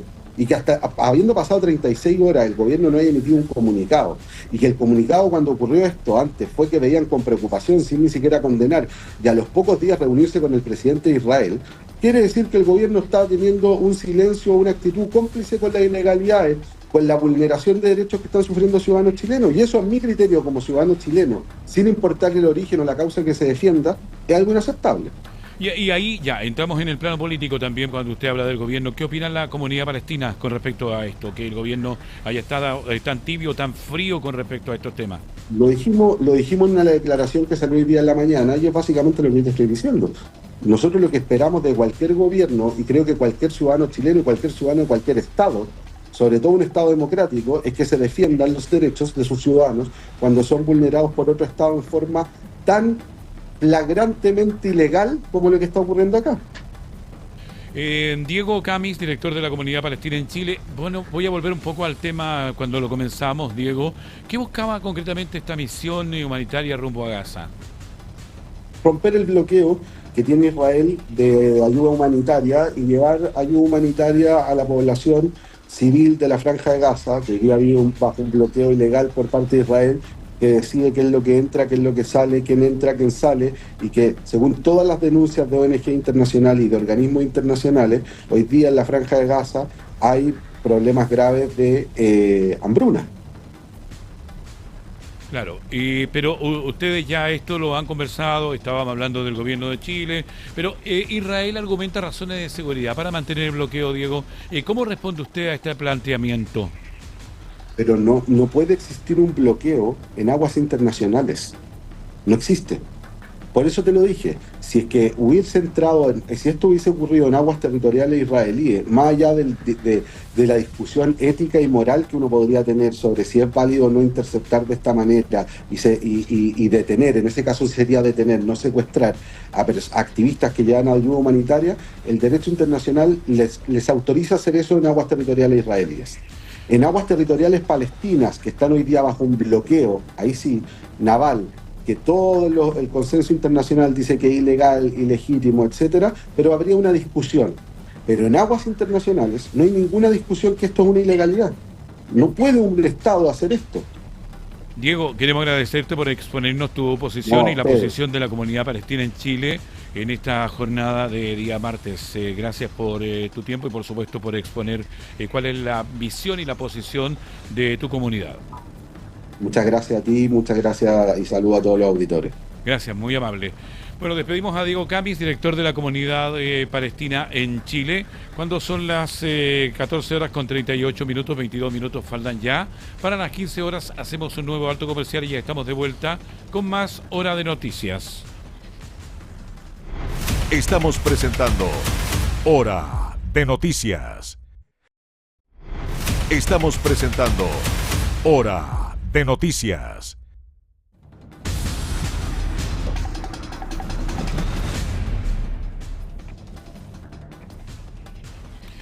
Estamos a 17 minutos de las 15 horas, 3 de la tarde, en Hora de Noticias, momento oportuno para contactarnos. Ya está con nosotros en pantalla Joaquín Arias, quien hoy nos trae, como todos los días, el pantallazo del deporte. ¿Cómo estás, Joaquín? Gusto de saludarlo. Bienvenido a Hora de Noticias. ¿Qué tal, Ricardo? ¿Cómo estás? Así es, el día de ayer analizamos los partidos con la primera división para los equipos de la región, y el día de hoy vamos a hacer lo mismo pero con los equipos de la primera B, y vamos a partir en Valparaíso porque Santiago Wanderers goleó a Curicó Unido por 3-0 en un partido donde el conjunto Caturro tuvo ahí una muy buena participación de los jugadores formados en la cantera. De hecho, los goles vinieron de Denilson San Martín en el minuto 28 y después un autogol de Curicó Unido, y ya sobre el final Vicente Vargas le da el triunfo a Caturro por 3-0. Muy buena participación, como decíamos, de los jugadores que habían sido campeones en la sub-20.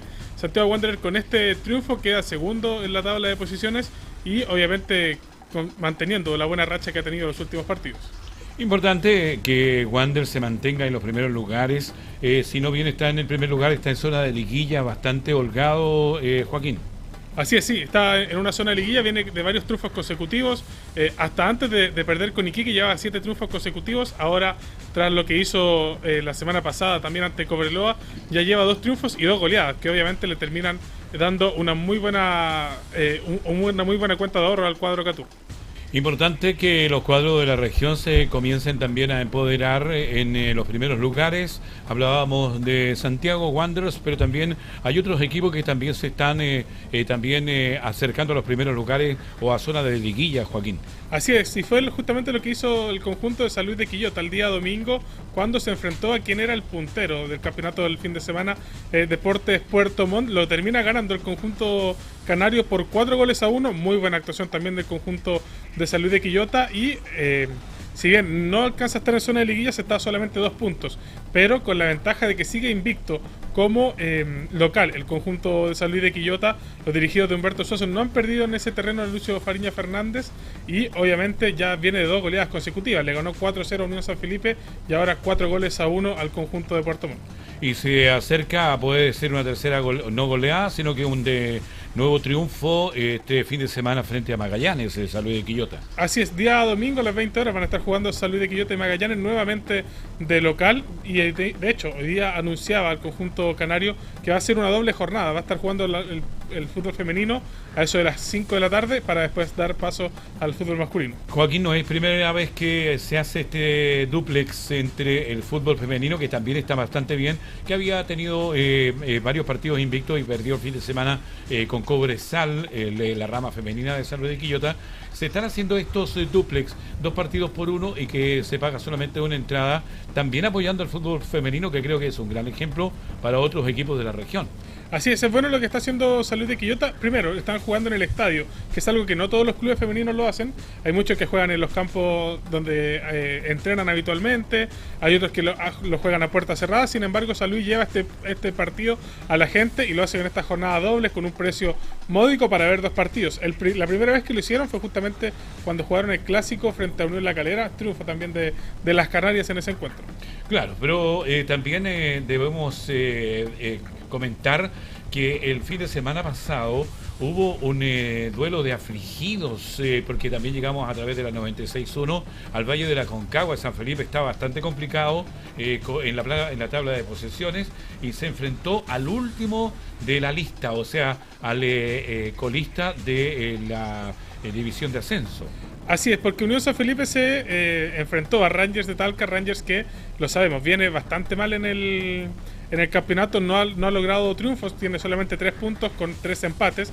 Y Unión San Felipe, que venía un poquito complicado en la tabla, que miraba de reojo lo que estaba haciendo Rangers, termina imponiéndose por 2-1, dándole una cierta tranquilidad. Queda con 12 puntos el conjunto de Unión San Felipe en la posición número 12.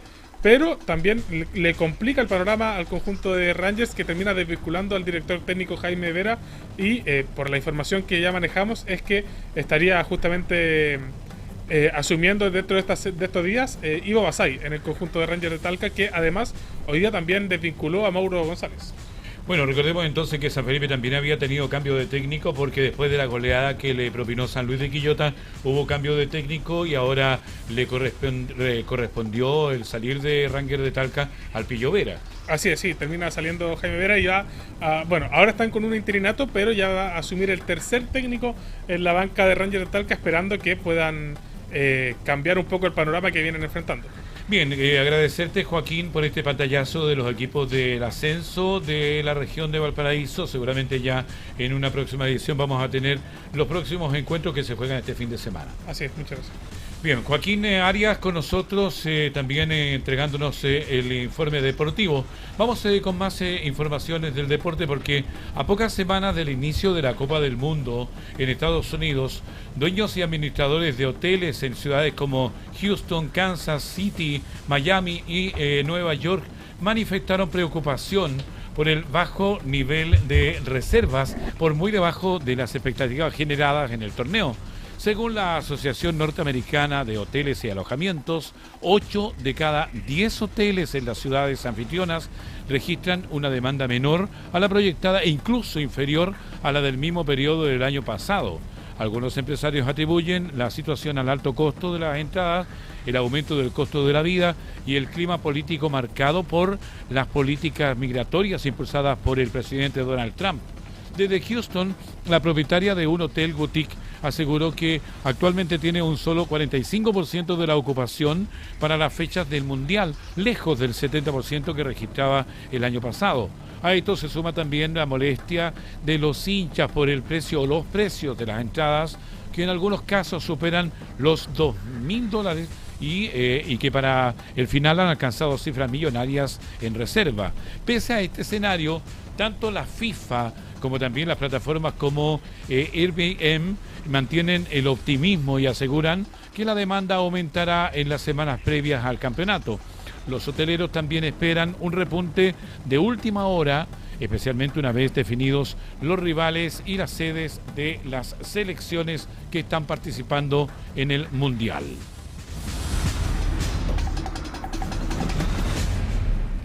Estamos ya en las 14 horas con 50 minutos. En 10 minutos nos separan de las 13 horas. Llegó la belleza y también lo que es el mundo del espectáculo con la periodista Camila Arrate, que está con nosotros. ¿Cómo está, Camila? Buenas tardes, gusto de saludarla. Bienvenida a Hora de Noticias. Muy buenas tardes, Ricardo. Acá estamos, como tú dijiste, 2 de la tarde con 50 minutos para traerte el espectáculo, en este caso nacional tanto como internacional. Y vamos a comenzar, Ricardo, con la música, porque los hermanos mexicanos, el dúo Jesse Joy, vuelve a Chile y prometen desatar la locura tras arrasar, recordemos, en la última edición del Festival de Viña del Mar, por lo que el Despecho Tour ya tiene una fecha confirmada en suelo nacional, con un show que apunta directo a la nostalgia y también al drama amoroso. La gira de los hermanos Huerta, te cuento, Ricardo, es con la que están impulsando su más reciente trabajo discográfico, lo que nos faltó decir. Ese es el nombre que lleva este álbum, que ya había sido presentado durante el pasado mes de septiembre del año 2025 y también durante su comentado paso por el escenario de la Quinta Vergara.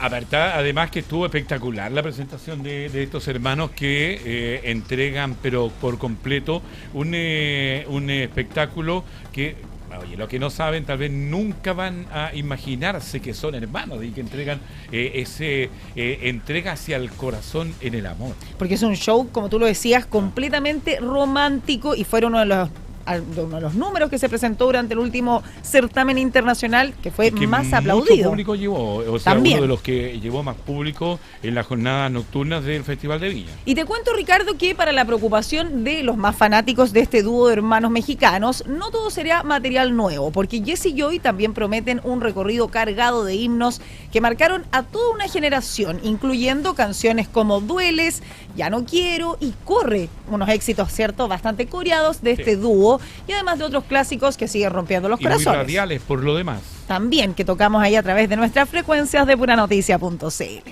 Y lo más preguntado, por supuesto, es la fecha. El esperado concierto de Jesse Joy en nuestro país quedó fijado para el próximo 29 de septiembre de este año en curso 2026 y será en el Movistar Arena. Entradas que saldrán a la venta justamente mañana, miércoles 20 de mayo, a través del sistema Punto Ticket. Espectacular información. Antonia ya tiene lista la plataforma para poder sacar su entrada de Jesse and Joy. Está ahí actualizando los distintos computadores de la oficina. Bueno, vamos a continuar revisando espectáculos de nuestro país, pero nos vamos a ir a un área más local, porque la reconocida animadora nacional Tonka Tomisic sorprendió durante este pasado fin de semana porque se despidió al aire de forma temporal del programa de espectáculos de Mega Only Friends para embarcarse, te cuento, en un nuevo desafío televisivo que promete generar polémica y revivir también viejas historias. Importante lo que entrega y deja Tonka Tomisic en cada una de sus presentaciones en la televisión, y ahora esta despedida, entre comillas, es tal vez llamativa para muchos, ¿no? Exacto, Ricardo. Mira, te cuento que este momento ocurrió mientras entrevistaban a Carmen Gloria Arroyo, la conocida, cierto, abogada llamada La Jueza, y fue en ese momento cuando el animador de Mega, José Antonio Neme, frenó completamente el programa para dedicarle unas palabras a su compañera antes de su partida, anunciando que va a un proyecto del canal y que ojalá que le fuera muy bien. Esto en un tono que, por supuesto, no pasó desapercibido para todos los asistentes. Tonka confirmó finalmente que deberá instalarse en el país vecino, estará en Perú, para poder grabar el nuevo reality de Mega que volverá, porque ya tuvo una edición anterior. Me refiero al programa Volverías con tu ex 2, que ya comienza a prender fuego con nombres conocidos del mundo del espectáculo, como lo son Álvaro Valero, quien llega con su ex esposa, Ludmila Quesefontova, también viene Yamila Reina, y Daniel Valenzuela, conocido, bueno, ¿para qué lo vamos a decir? ¿El ex Palomo? Palomo. Bueno, y como en la televisión nadie deja una silla vacía por mucho tiempo, ya está el nombre de su reemplazo. ¿Adivina quién es? Me imagino. Rubiecita, tiene sus años, pero... No se pierde una. No, están todas. Amiga además canales de Julio César Rodríguez, por algo llega ahí. Nos referimos a La Quintrala, a Raquel Argandoña, quien ya había participado como panelista de este programa de espectáculo y será la encargada de tomar el lugar de Tonka Tomisic en este programa de conversación. Lo hace bien Tonka Tomisic, tiene ese talento que le heredó un amigo de ella que fue un tal Felipe Camiroaga. Así que, bueno, pero con esto quería que usted terminara la nota, pues Camila, nos vamos. Nos vamos, Ricardo. Se nos acabó el tiempo. Vamos a dejarle el espacio ahí. Usted se queda hasta las 6 de la tarde aquí sentadita.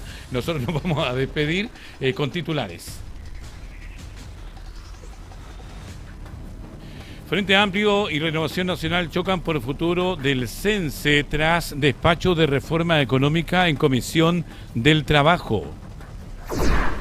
Senado aprobó en general el proyecto de escuelas protegidas y desde este martes votará normas sobre revisión de mochilas y violencia escolar. Gobierno impulsa proyecto que entregará nuevas facultades a las Fuerzas Armadas durante estados de excepción. Ministerio de Obras Públicas descarta freno a proyecto de aeropuerto comercial en Concón y asegura que sigue activo. Tragedia en Juan Fernández. Incendio deja un fallecido y 2 casas afectadas. La desconocida disputa detrás de Margamar, la Marina Pública que nunca llegó a Viña del Mar. Y en el ámbito internacional interceptan flotilla rumbo a Gaza y denuncian detención de más de 400 activistas, entre ellos 4 chilenos capturados. Las 14:56, momento oportuno para agradecerles por la sintonía a través de puranoticia.cl, porque usted nos ve en la televisión, nos escucha en la radio, nos lee en la web. Las noticias como a ti te gustan. Que tengan una buena jornada. Buenas tardes. Puranoticia.cl presentó Hora de Noticias